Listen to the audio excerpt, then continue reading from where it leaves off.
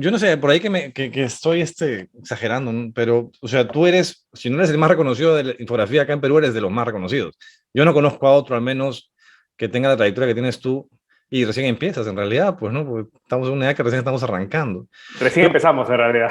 claro, pero hay un tema a mí, personalmente, que yo siempre tuve envidia sana de ti, y es que desde que éramos niños, siempre te metías mucho a un tema y te especializabas mucho en lo que hacías y la tenías, al menos daba la impresión que la tenías muy clara siempre, ¿no?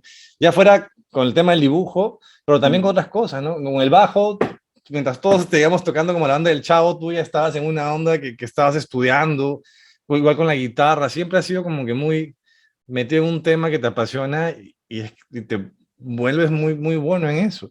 Arrancaste, claro, eres el típico amigo del colegio, estos que arrancan dibujando cómics y dibujando a los profesores y toda esta parte que todos quizás tenemos un amigo así en las promociones, pero tú ya cuando estábamos en el colegio, tú ya estabas concursando en Calandria, ya creo que en el 96, cuando salimos del colegio, tú ya estabas publicando en Expreso, por ahí nomás comenzaste a publicar en Expreso, y de ahí, bueno, estudiaste el tema de arte y ya comenzaste a trabajar en el comercio, pero desde muy pequeño eres de las pocas personas que conozco que arrancó, digamos, su carrera, no sé si sin querer queriendo o no, pero la arrancó desde muy pequeño y te has ido especializando, ya has ganado premios, has publicado un montón de revistas, tienes lo del podcast, bueno, hace poco, el podcast de infografía, pero en realidad eres un referente en el tema de infografía, no sé si queriendo, si querer queriendo, pero te has vuelto en eso, ¿no?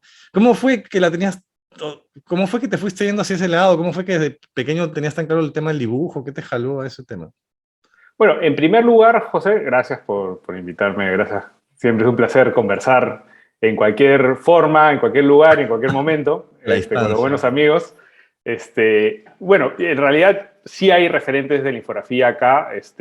Todos los con los que trabajé en el comercio son gente de una generación mayor que yo, unos 10 años mayores. Entonces yo aprendí con ellos, ¿no? Con Alfredo Shiro, con Antonio Tarazona, Res Miranda, ¿no? Y el jefe, Xavier Díaz de Serio, que él es español, ¿no? Él vino a hacer edición acá de infografía, a ser editor de infografía, y con él aprendí un montón también. Entonces, él se ha quedado a radicar acá, ¿sabes? Que es peruano más o menos ya, ¿no? Entonces sí hay referentes de la infografía una generación antes que yo, ¿no? Por lo Ujú. menos, ¿no? Igual yo he crecido admirando a un montón de dibujantes con los cuales he tenido la suerte de partir y de conocer, ¿no? Como el caso de Alonso Núñez, ¿no? Que es el que hacía las caricaturas en el comercio y hacía las portadas de revistas que yo siempre, que me gustaron mucho de chico, ¿no? Las caricaturas y todo eso. Entonces he tenido esa suerte, ¿no? No solo de admirar gente, sino después conocerla y después Bueno, poder... Juan Acevedo también, sé que era amigo. Juan es un buen amigo mío, ¿no? O sea, antes fue un maestro, ¿no? O sea, a quien tú sabes que yo siempre he admirado, ¿no? Y me tiene mucho cariño, yo tengo mucho cariño a él, y siempre hemos conversado y ha sido muy atento conmigo, ¿no? Sobre todo cuando era chico, yo me acerqué a él de muy chico, y él siempre ha tenido esta empatía, ¿no? Con los más jóvenes, siempre los ha aconsejado y los ha entusiasmado para que sigan, ¿no? En el camino de él. Ahora, tenerla clara es parte, o sea, no sé si es tenerla clara, o sea, la verdad es que yo soy un poco obsesivo, ¿no? Con las cosas con las que me pego, ¿no? Ujú. A tal punto que cuando era chico y me puse a esta onda de dibujar, estaba muy chico, tendría 8 años, 7 años, ¿no? Era lo único que quería hacer, no quería hacer otra cosa, ¿no? Entonces, mis papás se preocuparon realmente, porque, no solamente por este carácter que es poco usual en un chico, ¿no? Sino también porque me tiraba todos los papeles de mi casa.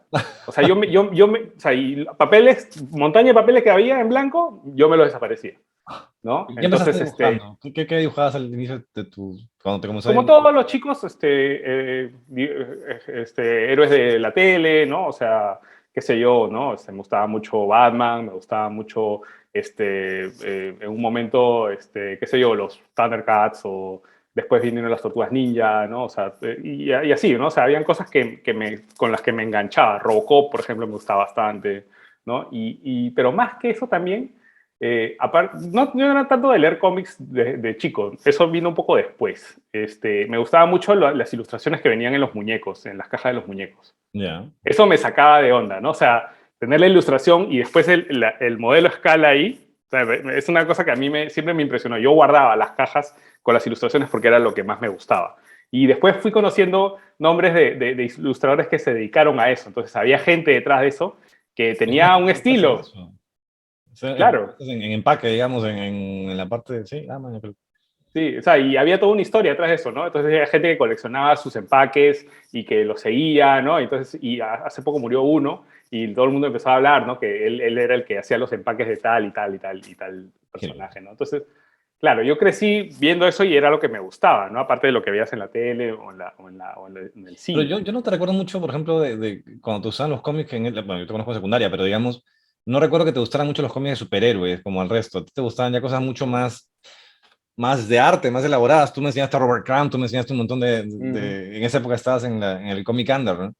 Tú Claro, estabas en otro nivel. Nosotros estábamos en plan de coleccionar la muerte de Superman, pero tú ya estabas ya a mí superado. Batman siempre me gustó, por ejemplo. Es de los pocos héroes que siempre me gustaron y, bueno, toda la saga de Star Wars, ¿no? Que no son necesariamente superhéroes, pero Ujú. digamos que es todo lo que tiene que ver con ficción. ¿De los cómics? ¿Star Wars, Eh, dicen? no, no, no, De la de película. personajes, ¿no? De personajes en general.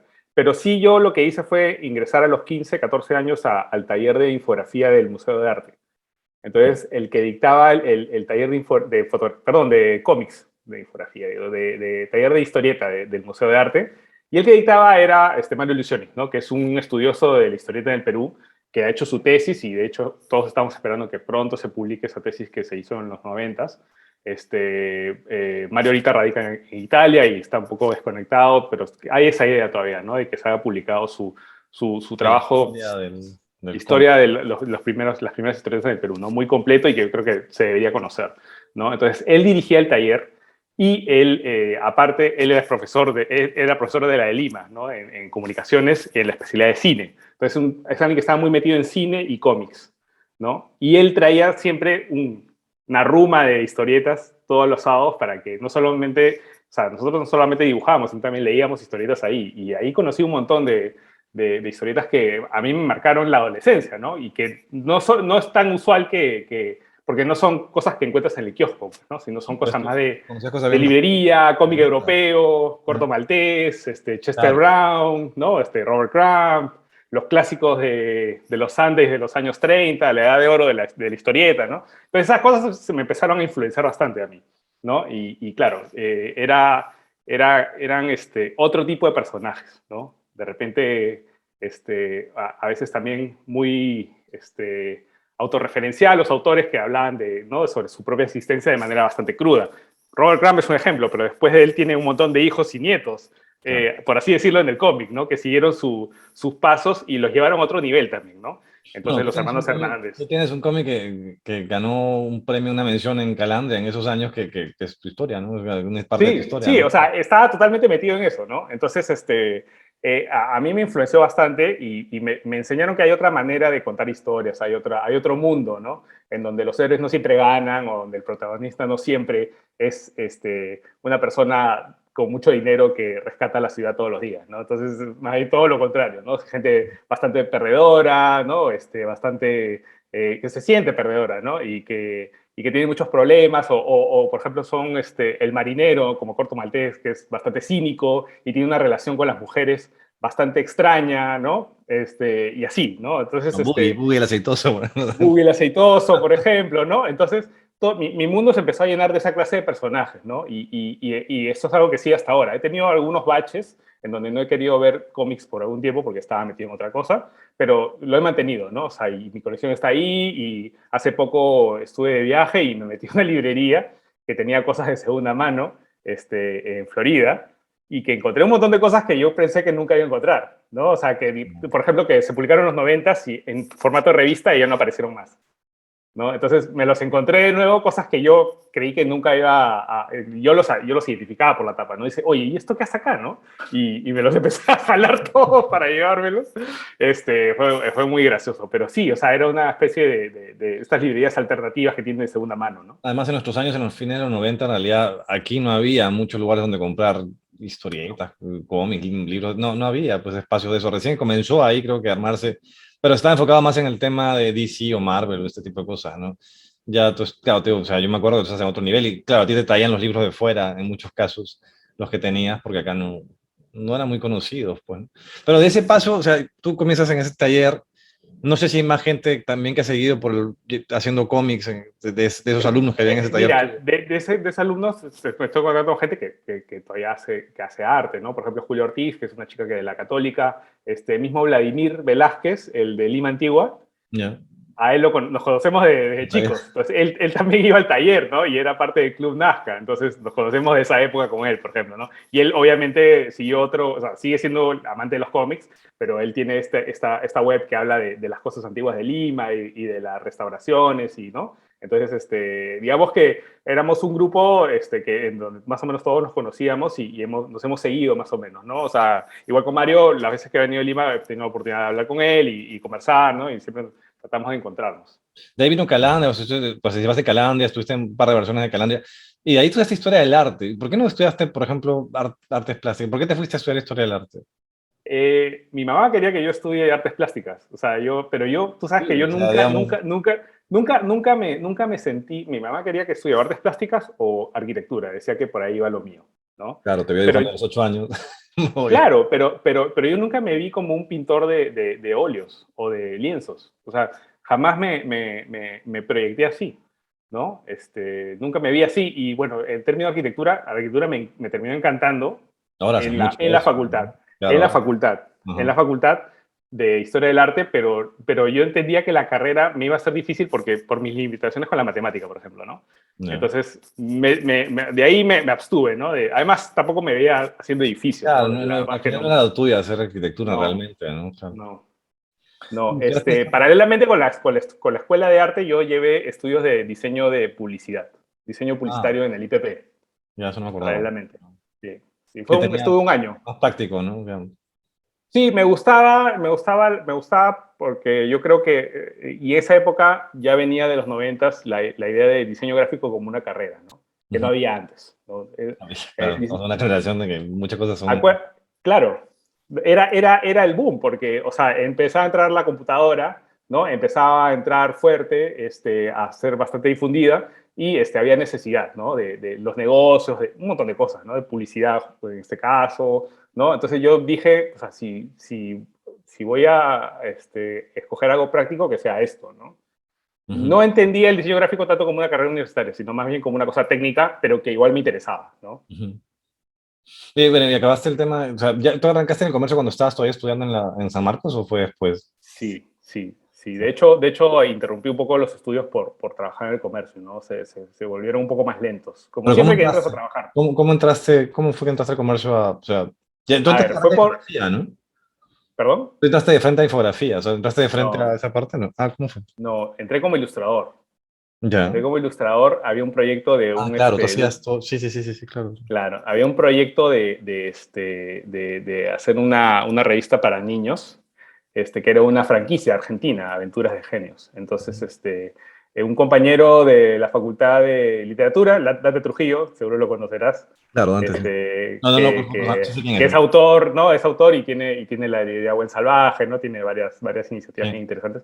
Este, Él me dijo, oye, estamos buscando gente para hacer esto. Y lo que pasa es que yo a San Marcos iba con mi cartapacio de diseño. Entonces me Ah, pues identificó, ya de un lado al me otro. dijo, claro, iba al IPP y regresaba a San Marcos, ¿no? Ujú. Entonces, oye, ¿tendrás una carpeta de repente para enseñar? No, dije, sí, normal, ¿no? Entonces, ahí es que fui al comercio y enseñé las cosas que ¿Ya tenías había trabajado. Y ya tenías tus cuadernos que tienes un montón de cuadernos así con tus diseños o todavía no, no, no no, sé? eso en general no se enseña, eso es como muy personal. Pero Yo lo tienes que cosas tenía alucinantes ahí, o sea, yo he visto tus dibujos y tienes cosas que son obras de arte, o sea, Gracias, gracias. Pero en verdad yo no tenía un cuaderno así, pero lo que sí tenía era lo que había trabajado en Expreso y lo que había trabajado en Calandria, que salía publicado, que se claro, publicaba. Entonces eso era como que ya tenía un peso, pues porque ya tenía cosas publicadas, claro, que había es aún alguien que te, mejor. claro, te habías pasado por un filtro y que te habían llevado a publicar finalmente, sí, claro.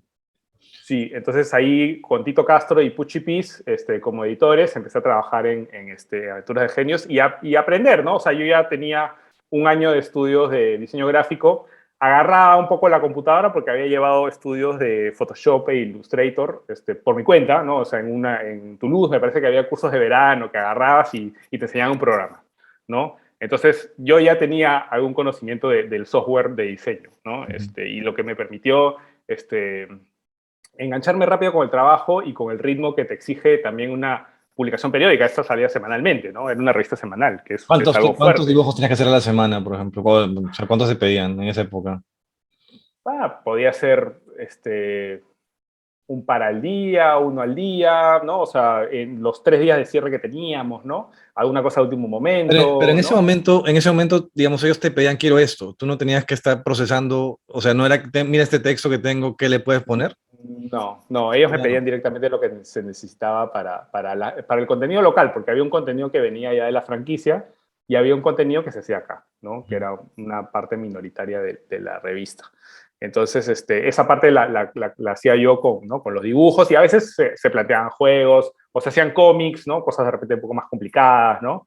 Entonces, había un montón de cosas para hacer, ¿no? Y buenas ideas y realmente la pasé muy bien, ¿no? Ahí como te digo, con Dante, con Pucci, con Tito, ¿no? Y además yo pues tendría 21 años y Aventuras de Genio funcionaba en el mismo piso que la revista Somos. Ya. Entonces tuve la oportunidad de partir con un montón de gente bien bacán de ahí, que siguen siendo mis Ah, amigos, después ¿no? eran los bares del centro de Lima, igual en entre patas y... Obviamente, ¿no? Obviamente, pero bueno, ahí estaba gente que terminó vinculada mucho a la literatura. Estaba Gabriela Wiener, que trabajaba en el Dominical. Quién Estaba estaba a cargo de Somos en esa época? ¿Malca, no? No, Fernando Ampuero. Estaba Ampuero. Fernando Oh, Ampuero. Estaba Alonso Cueto en la oficina del costado. Estaba Jeremías Gamboa. Estaba una buena promo, Jaime Rodríguez Zabaleta, ¿no? Entonces era un combo de gente muy interesante, aparte de un montón ¿no? de chicas que también súper capas que editaban y escribían ahí. Y, y fue gente muy interesante a la que tuve oportunidad de conocer todos los días, porque yo iba casi todos los días ahí a dejar mis cosas, ¿no? Entonces, o nos íbamos a almorzar, o nos íbamos de noche a algún lado, ¿no? Fueron buenas épocas de, además, conocer el centro, que trabajar en el centro también es una cosa bastante rara, ¿no? Para nuestra época. Y, Nosotros que hemos vivido odiando el centro de Lima porque era un sitio horrible hasta hace muchos años, ¿no? Y bueno, y cuando toda la ya movida estaba sub ahí, que había en esa época era bien bacán, ¿no? La onda sub. Y por ejemplo, los periodistas, peor, todavía se conocen todos los recovecos más. es parte de un conocimiento, ¿no? Es parte también de vivencias y de experiencias que te forman y que te hacen, no solamente más, de repente, no diría que sabio, ¿no? Te hacen vivir más experiencias, pero a la vez te hacen variar, te hacen valorar la diversidad, ¿no? Porque en el comercio, hay gente que todavía piensa que en el comercio la gente va a trabajar con terno, ¿no? Y no es así, ¿no? Entonces, he conocido un montón de gente de todo tipo, de todo el rango de tipo de gente que te puedes imaginar y he convivido con ellos. Entonces, sobre todo en el ámbito de la revista Somos, ¿no? Que tenía muchos, gente que hacía crónicas, por ejemplo, ¿no? O sea, gente que hacía fotografía, gente que hacía diseño, o sea, gente es muy interesante, Y todo muy eso, capa y de la cual aprendí un montón, ¿no? y todo eso, claro, todo eso te ha ido sumando para lo que haces ahorita, ¿no? Pero antes de llegar a eso, ¿cómo pasas entonces? Estás en este tema de este proyecto y de ahí te jalan para donde Otra de las pasó. personas capas con la que tuve oportunidad de trabajar fue con Patti del Río, ¿no? Patti del Río estaba también en esa redacción. Y Ya. Patti es muy amiga de Xavier Díaz, ¿no? Lo conocía a Xavi, ¿no? Que es el editor, y estaban buscando practicante en infografía, ¿no? Entonces Patti me dijo, oye, están buscando un practicante, ¿por qué no vas y le muestras tus cosas a Xavi, ¿no? Que está ahí. Y bueno, estaba en el segundo piso, o sea, solamente tenía que subir y hablar con Xavi y decir, oye, me dicen que están buscando un practicante. Y ya, o sea, era hacer trabajo durante las mañanas y en las tardes podía seguir haciendo las cosas de la revista, ¿no? Ah, o sea, estabas Entonces, en ambos lados. sí, sí, y empecé como practicante en el área de infografía, ¿no? Junto con, como digo, un montón de gente que ya tenía más tiempo trabajando en eso que yo y de la cual aprendí un montón, ¿no? Ujú. Pero también seguiste haciendo ilustraciones, porque has hecho ilustraciones para Somos también y para otras cosas de la... Sí, También, cada una en gestión, no, creo que no, pero en la parte de economía, el comercio, o sea, ya te metiste a hacer ilustraciones para varias partes. Yo a veces he hecho artículos con cosas de que sacamos en Perú Top y están ilustradas sí, por ti, ¿no? O sea, ya sí, sí, pasaste sí. a ser como que parte ya de diferentes áreas.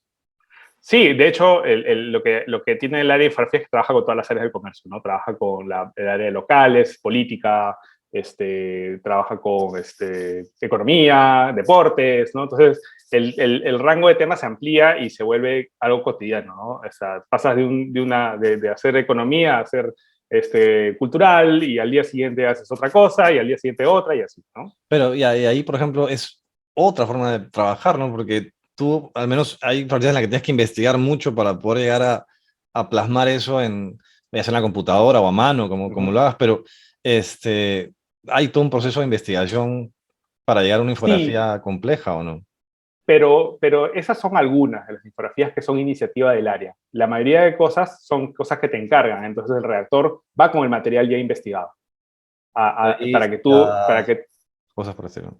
para que tú hagas ¿no? Con las estadísticas, ¿no? Como tú dices, con los mapas, ¿no? O sea, para que tú le des estilo y para que le des forma y lo termines publicando en la edición diaria. Entonces, a lo que tú te refieres es a las iniciativas de infografía a página que se Ajá, hacían, que se hacen todavía en el área de infografía del comercio, sí. que son parte nuestra agenda propia, La que ¿no? está en tu Entonces, página, ¿no? Por ejemplo, tu página esta de info raulrodriguez.com, creo que es.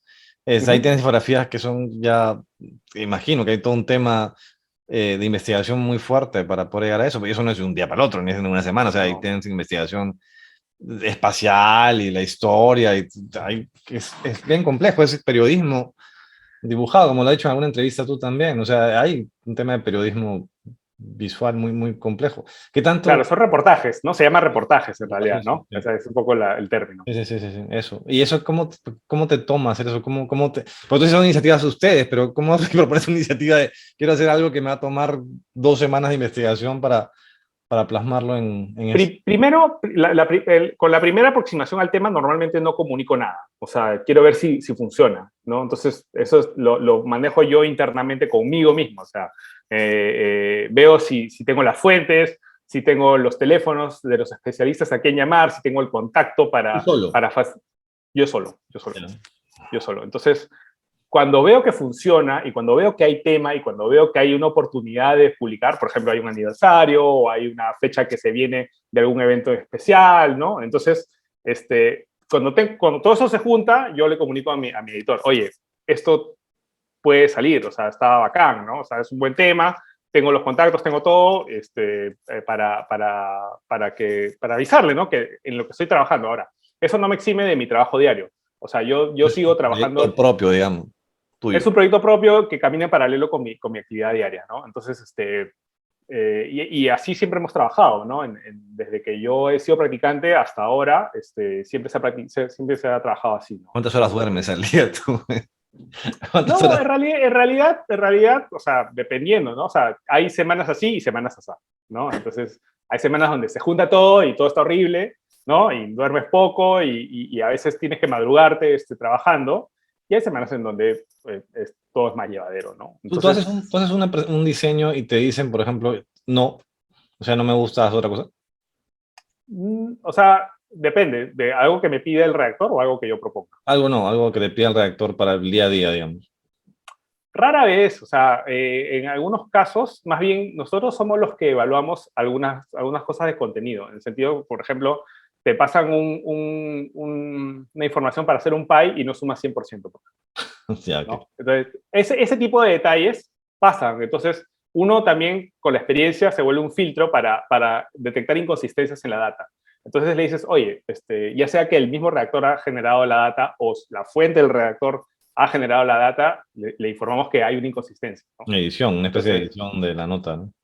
sí, o sea, y es que en realidad, o sea, no se puede hacer un país si no suma 100%, nada más. O sea, es así, ¿no? O sea, ¿no? O sea, si es que, o por ejemplo, no sé, hay huecos en la data, ¿no? Hay datas que tienen 0, 0, 0, porque es lo que pasa cuando tienes un Excel, ¿no? O sea, No. y tienes que averiguar qué ha pasado Y y se qué ve haces con fatal en un ese. gráfico, además, ¿no? O sea, se ve como mal. O sea, Claro, pero pasa, ¿no? Entonces, uno se acostumbra a evaluar ese tipo de cosas. ¿y tú tienes un bagaje, así como un portafolio de proyectos que quieres realizar? O sea, ¿te están ocurriendo cosas y las vas almacenando? Eso. Cada año más o menos proyectamos cosas que quiero hacer, ¿no? O sea, y hay años en donde de mis proyectos personales puedo haber hecho 5 de 5, ¿no? O 4 de 5, así, ¿no? Entonces, no siempre tengo, o sea, no siempre puedo publicar todo o puedo terminar todo, o no siempre hay la oportunidad de publicar todo. Yo viajé bastante al norte para ver excavaciones arqueológicas tuve la oportunidad de conocer al doctor Walter Alba, ¿no? O sea, trabajar con arqueólogos de ahí de la zona y tal. A Y Nacho dije, también, pucha, imagino que conociste a Nacho Nacho, Alba. Claro. por supuesto, ¿no? Entonces, siempre, ya he ido varias veces y ya el doctor me conoce y todo. Entonces dije, va a haber la oportunidad en que van a descubrir realmente algo de oro grande y quiero estar listo, ¿no? Entonces, yo tengo, por ejemplo, un gráfico sobre cómo trabajan el oro los moches. Está listo hace 5 años.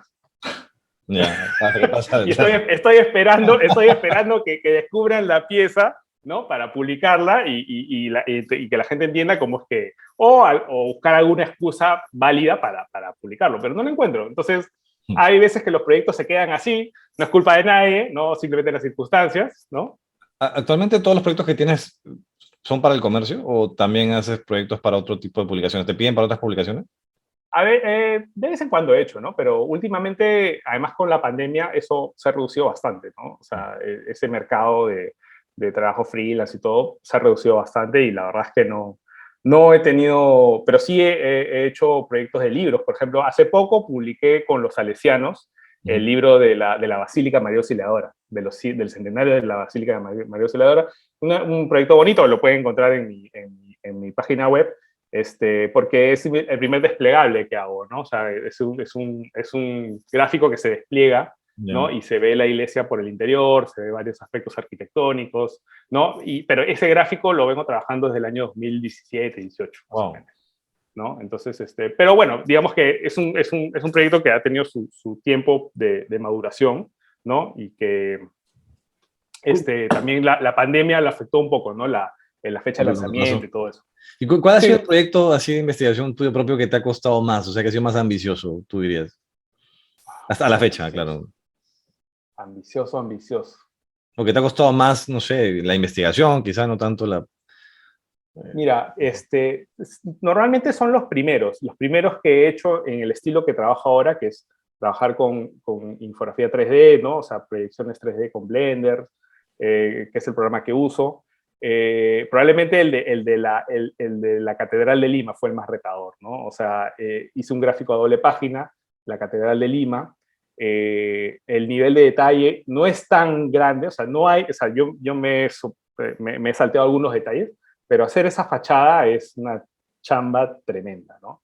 Entonces, y es uno de los primeros que hice en ese estilo. Entonces, había un montón de cosas que no sabía. ¿En base a ¿No? fotografías? ¿O cómo fue que hiciste la fachada? No, fui a la iglesia, fui a la catedral, tuve acceso a la catedral, a los archivos, pude subir a la torre, al campanario, que poca gente tiene la oportunidad de subir, que es un sitio alucinante porque se ven las cúpulas por arriba, y entonces ves puros gallinazos, la cúpula y el campanario, ¿no? Entonces es un ¿Y esto paisaje lo bien... documentas que con video, con fotos? O sea, Sí, yo, claro, normalmente, y es algo que en ese momento no hice, pero sí hago en los trabajos más recientes, es pasear con una cámara en video grabando todo el tiempo. Entonces, ya no tengo que apuntar nada, todo lo que me van diciendo va quedando registrado en el video, y yo voy paseando y voy viendo todos los detalles que más o menos me interesan, ¿no? Entonces, eso es una manera de anotar las cosas para mí, ¿no?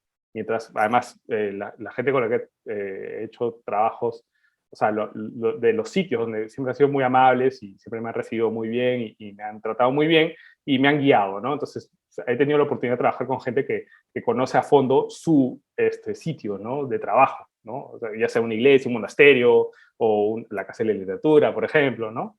Entonces he tenido esa suerte, ¿no? De contar con ese apoyo.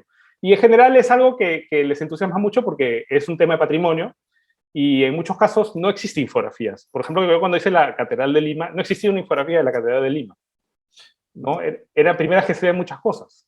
en general, como infografía, tú sabes más del tema que yo, porque yo no sé mucho historia de la infografía, pero, o sea, infografía de este nivel de detalle, documentada, como lo hacen ahora, eso es más o menos reciente en el periodismo, ¿no? No sé de qué año datará, pero acá a nivel de Perú hay muchos temas monumentales que no están registrados de esa manera, ¿no? Y eso que históricamente menos todavía, habrán fotografías por ahí algunas, muchas se quemaron seguramente en algún incendio, pero no hay, pues, ¿no? Porque la historia no se ha enfocado, y en general creo que a nivel mundial, la historia no se ha enfocado tanto en la parte visual, ¿no? En la parte, digamos, no hay un, no sé si hay una carrera, por ejemplo, de infografía de la historia, así como hay historia escrita. No existe mucho eso, ¿no? Todavía. O no lo Bueno, sé. que lo digas tú, porque tu biblioteca, tú has revisado todo tipo de publicaciones de todos los tiempos y Y has es, visto que es un material que no existe mucho, ¿no? no, a ese Es, nivel no. O sea, también es que quizás, creo yo, y corrígeme si se equivoco, pero se tiende a ver eso como una cosa más de educación para niños y para jóvenes que un tema serio, y está mal, o sea, está mal enfocado de esa manera, ¿no? Porque claro, o sea, es muy complicado proyectarte históricamente sobre un tema de ruinas. Yo he visto muchas ruinas en mi vida bueno, por mi papá, que en realidad, claro, él las ve y él entiende y el contexto y la ciudad, yo veía y cuatro piedras, había cuatro piedras. un adobe, ¿no? Bonito, ¿no? Pero sí, Sí, claro, puede sí. ver esa cosa que muchos no podemos ver.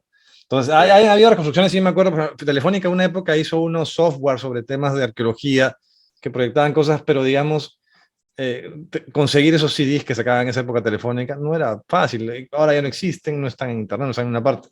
Entonces, falta mucho de eso, ¿no? Y entiendo que lo vienen haciendo, bueno, tú y más personas, pero como en cine y fotografía creo que no ha sido tan difundida como una cosa de educación, de aprendizaje. He visto, sí, ahora, por ejemplo, que te subiste en un capítulo de este tema, Aprendo en Casa, me parece.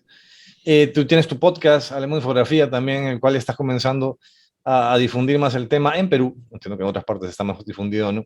Pero eres tú. Pero antes de ti, ¿quién difundió el tema de infografía así de manera más masiva? No, No. lo que pasa también es que estamos en una época donde hay mayor difusión, o sea, la gente tiene más acceso a las conferencias.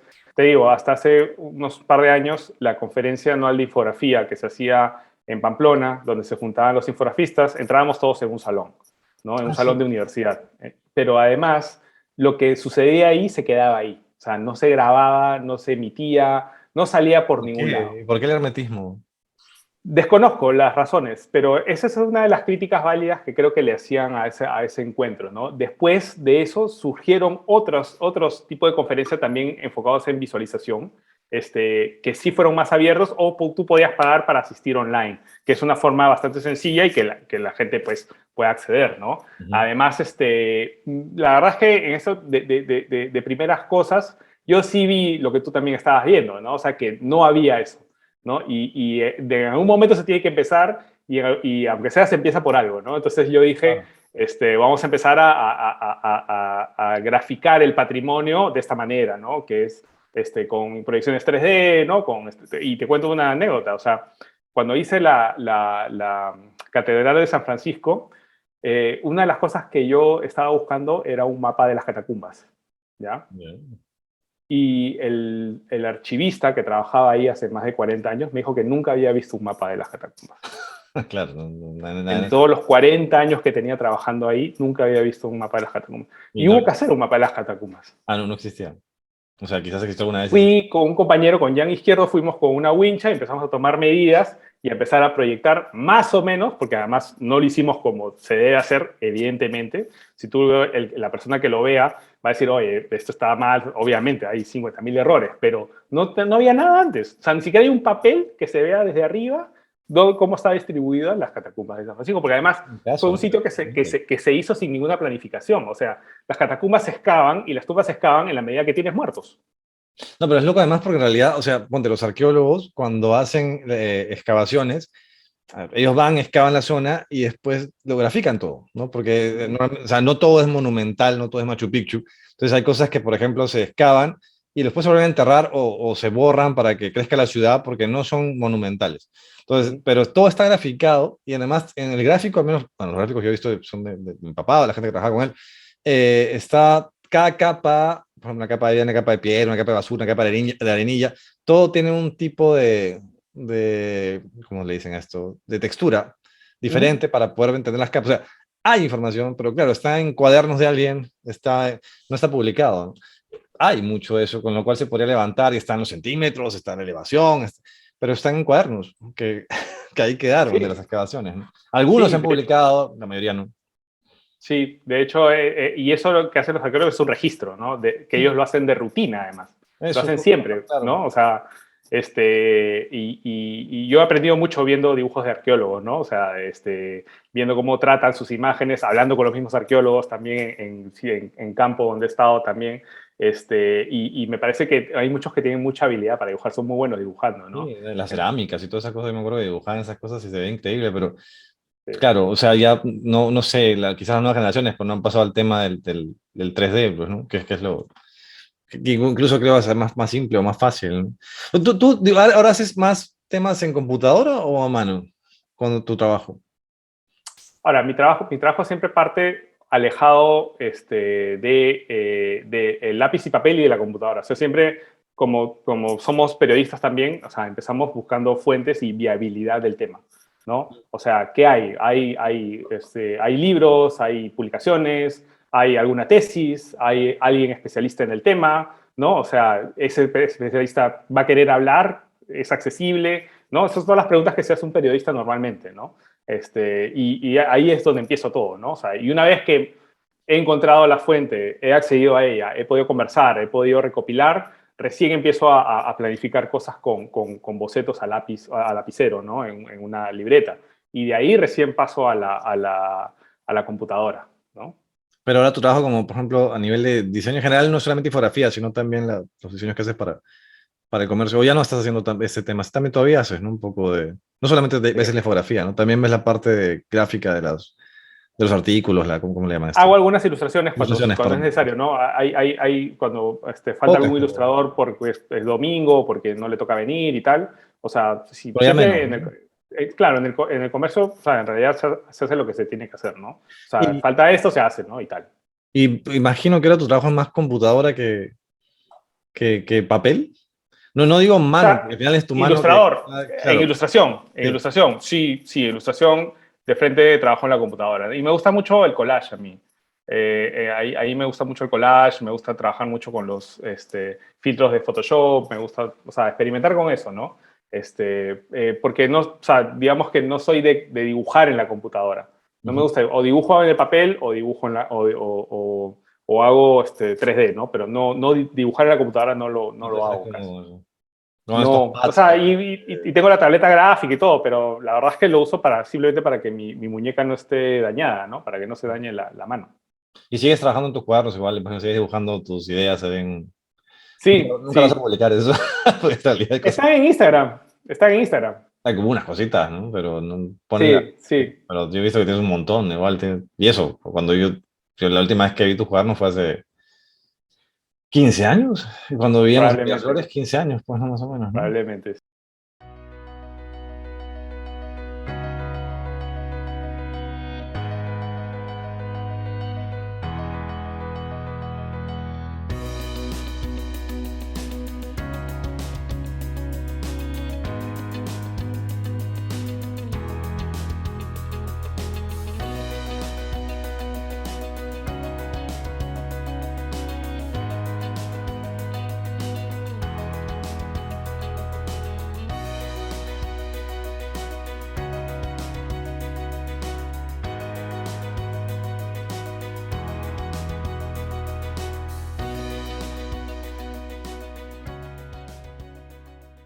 Sí. Claro. Sí, lo he seguido haciendo y pues, las que me gustan las publico en Instagram, en @rrot, ¿no? Que es mi cuenta. Y sí, siempre trato de darme un tiempo. Es bien relajante, porque además tiene que ver con la música, que a mí me encanta, ¿no? Y ahora últimamente estoy escuchando mucha música de los 70s. Fíjate, ¿qué andas musicalmente últimamente? ¿En qué?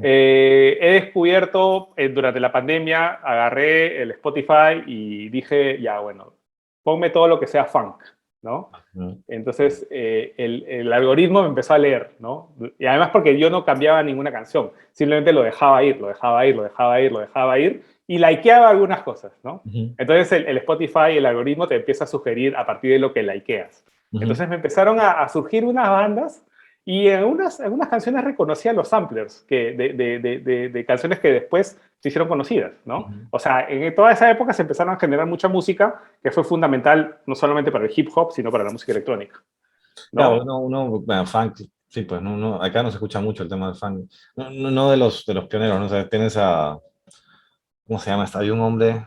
Oh, es que no tengo los nombres ahorita en la cabeza. Bueno, acá había una gran banda de funk del año 1970, Black Sugar. ¿Peruano? Peruanos, peruanos, y un nivelazo. No. 1970 su álbum. Hace poco vi el vinilo en una feria, lo estaban vendiendo a 400 soles. $100 el vinilo. Hostia. Es realmente una joya y son poco conocidos también. Han estado tocando en algunos sitios en Miraflores, ya los señores ya mayores, ¿no? Pero un nivelazo, ¿no? Pero ¿Está en yo lo que... Spotify? Sí, Black Sugar. A todo el mundo le recomiendo que escuche, ¿no? Pero estos eran más funkeros que después tuvieron que hacer música disco por necesidad Mercado. del mercado, y que después hubo este movimiento de disco sucks en Estados Unidos, de odiar a la música disco, porque se dieron cuenta que había negros gays en los grupos de música funky disco. Entonces, eso se volvió odio y hicieron una quema de discos en un estadio. Hablando de eso, la vez pasada me compré un libro y me acordé mucho de ti, porque es un poco eso. No sé si lo tienes, acá, de Robert Kahn. Claro. Que Que claro, dibuja el blues. claro, cada los personajes y con su explicación. Y claro, me acordaba de ti con este tema que te tienes fijación por un tema y te pones a Sí, meterte sí. mucho en eso. Sí, sí. Nunca Sí, no se te totalmente. ocurrió hacer un libro así de ilustraciones de personajes de la cultura del Perú, de música peruana y cosas por el estilo. No, no se me ha cruzado, pero siempre estoy, como ahora, como te digo que pasó en la pandemia, estoy como que, si me meto en algo, como tú lo dijiste al comienzo, me zambullo, pero con todo, ¿no? Entonces, ahora el último que viajé, me metí a tiendas de discos de segunda mano y empecé a buscar los grupos que había escuchado en Spotify y Ya. que me habían parecido impresionantes, ¿no? Entonces, encontré muchos y a unos precios, pues, $5. Nadie los quiere. Pero además, en un estado perfecto los vinilos. O sea, perfecto los vinilos. Y además, estas ediciones de 12 pulgadas, ¿te acuerdas? Que antes Las había las chiquitas. ediciones de 12 pulgadas. No, esos son 45. Las 12 pulgadas son del tamaño normal, Ya.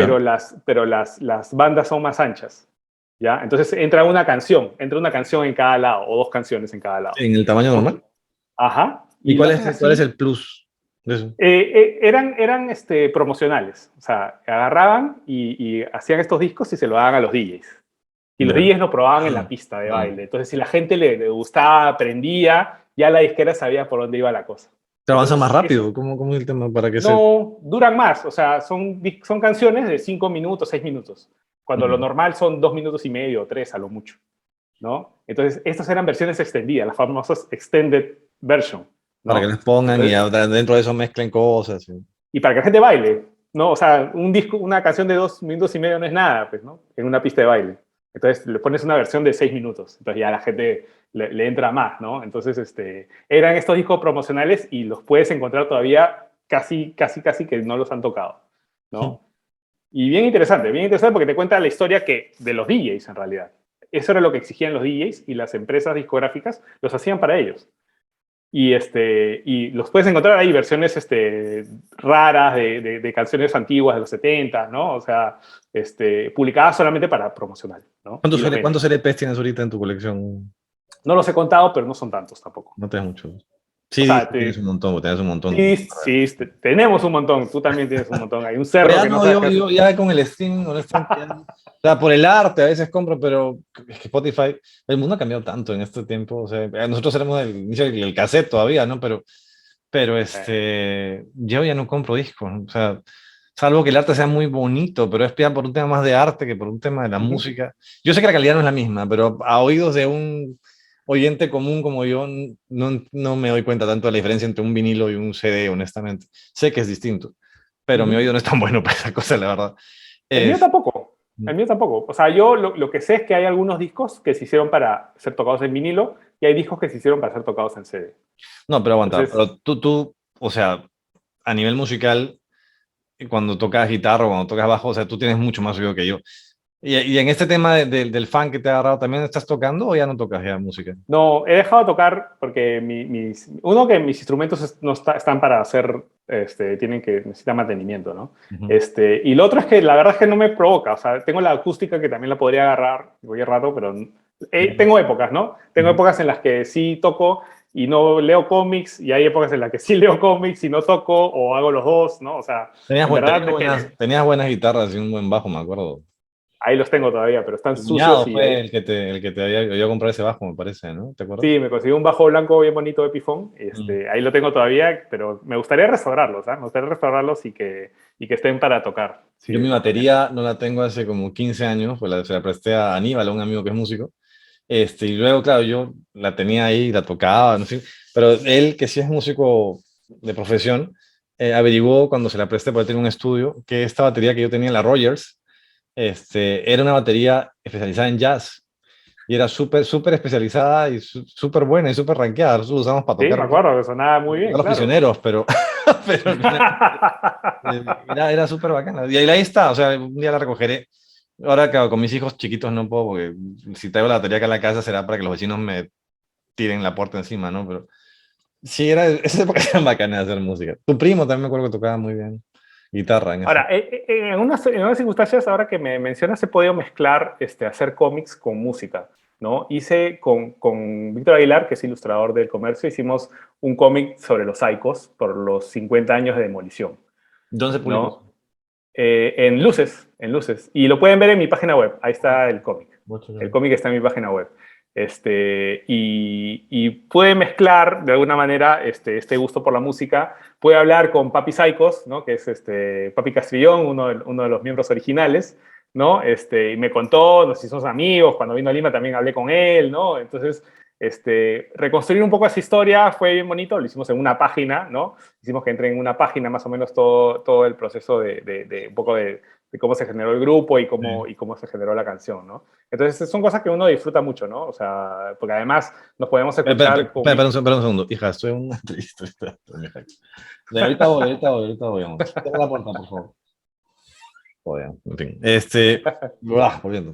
Los Psychos. Y así como a los Psychos has podido también conocer en este tiempo por el tema de tu chamba, gente así. Sí, o sea, hablé con los destellos también, ¿no? Los destellos para hacer los 50 años de los destellos, ¿no? De ahí, ¿con quiénes más hicimos un proyecto así parecido? Ahorita no lo recuerdo, pero siempre, o sea, siempre que mezclo estas cosas la disfruto mucho, ¿no? Porque además igual hablo con ellos, investigo, veo material, ¿no? Escucho la música de la época. Colecciono vinilos de cumbia peruana también, ¿no? O sea, es parte de mi colección también, ¿no? Entonces, es una época que me interesa mucho y es una de las características de la cultura peruana bastante distintivos de nosotros, ¿no? O sea, en ninguna parte del mundo se toca la cumbia como se toca acá, ¿no? Es verdad, es verdad. Y además que está toda la estética y el tema de la música, la letra chicha y todo esto. ¿Conoces a este pata? ¿Cómo se llama? El de la letra chicha. Oh, hoy día estoy con la memoria un poco mala. Diseñador famoso que tiene estas Elliot letras. Tupac, Elliot Tupac. Tupac, sí, por favor. He hablado con él por que alguna vez quise comprar algunas cosas de él. Es amigo de varios amigos míos, entonces indirectamente sí lo conozco. He visto su trabajo, me encanta. Y sí,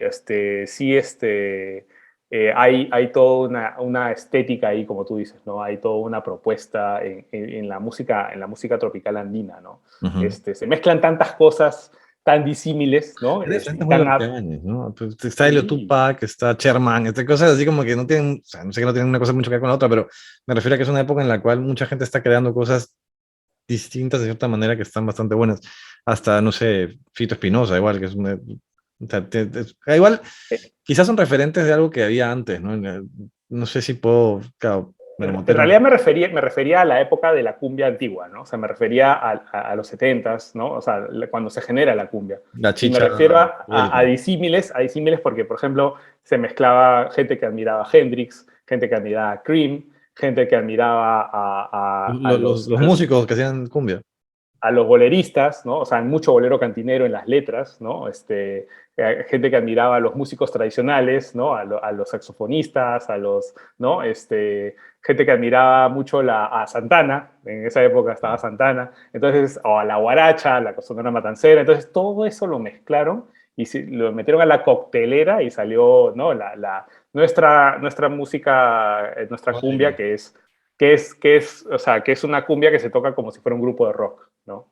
Claro, O las sea, guitarras de cumbia son brutales, ¿no? Las guitarristas cumbieros de esa época, claro, son es una formación de rock y con ropa moderna, con peinados modernos, ¿no? Es otra propuesta, ¿no? Entonces ellos se inventaron su noción de modernidad, siendo jóvenes, ¿no? En aquella época, en los fines de los 60, comienzo de los 70, ¿no? Entonces es una búsqueda de identidad que terminó generando algo que nadie valoraba. ¿Tú te acuerdas? Nosotros en los 80s, cuando veías los anuncios de fiestas chicha, era No, algo que jamás te ibas a asomar, porque, o sea, tus papás te iban a decir que tu vida corría peligro, ¿no? O sea, además se hacían en el centro de Lima, en unos garajes, ¿no? Era bien subterráneo, era es que un en movimiento bien general el subterráneo. nivel de producción que había para muchas cosas en los 80 era bastante bajo porque no había presupuesto, ¿no?